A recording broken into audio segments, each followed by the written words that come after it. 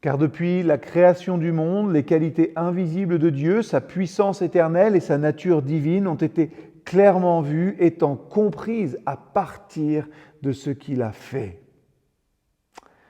En cette époque troublée où on doit rappeler à la majorité qui est le cœur de Noël, il est facile de perdre de vue le simple fait que Dieu est, tout simplement, indépendamment des gens qui le rejettent, indépendamment des gens qui croient en lui, indépendamment des tentatives d'explication, indépendamment de tout, Dieu est. L'Ancien des jours est ici et il est là maintenant. Nous n'avons qu'à regarder dehors et nous verrons cet univers danser autour d'un seul nom, celui de l'Éternel. Ouais, psaume de la création, hein, Romains 1, verset 20. Louez-le, soleil et lune. On voit la lumière chaque jour qui nous réchauffe, cette terre et son noyau qui est là aussi, qui nous supporte.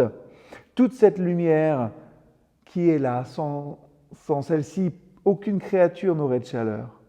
Le soir, on voit aussi la lune, hein, cratérisée, qui malgré toutes ses cicatrices continue de nous envoyer de la lumière et il ne reflète qu'une seule chose, la plus grande flamme, celle du soleil. Louez-le, vous les étoiles brillantes. À la tombée de la nuit, on voit toutes les constellations, on voit les éclats scintillants de gloire qui sont toujours là, bien cachés parfois dans nos brouillards, qui attendent d'être contemplés simplement et chantés. Quand vous les regardez, vous penserez, les étoiles étaient là bien avant que je respire, on en a parlé cette semaine, et elles seront là longtemps après mon dernier soupir. Louez-le, vous les cieux les plus élevés, vous les eaux au-dessous des cieux. Vous verrez des nuages aussi composés d'eau, des voûtes majestueuses qui se rompent, se brisent, et vous verrez la pluie qui tombe. Vous verrez tout cela et vous vous demanderez comment. Louez l'Éternel aussi, les orages, tout ce qui exécute ses ordres. Vous verrez, nous verrons la fureur de la nature parfois.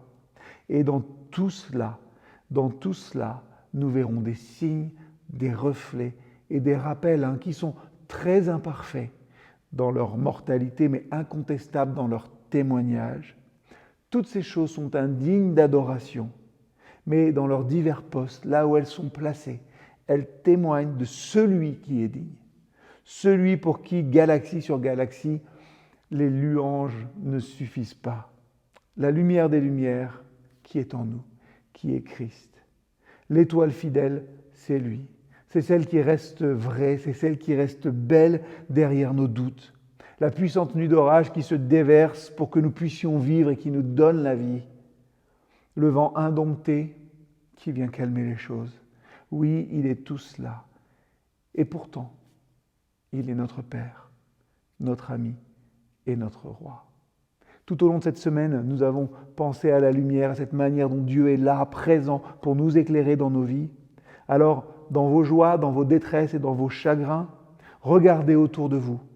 Considérez les étoiles, considérez la lune, considérez le soleil, considérez tout ce qu'il y a dans cette création. Et dites-vous bien que toutes ces choses chantent le Très-Haut. Du coup, c'est à votre tour. Et aujourd'hui, une seule chose à faire peut-être.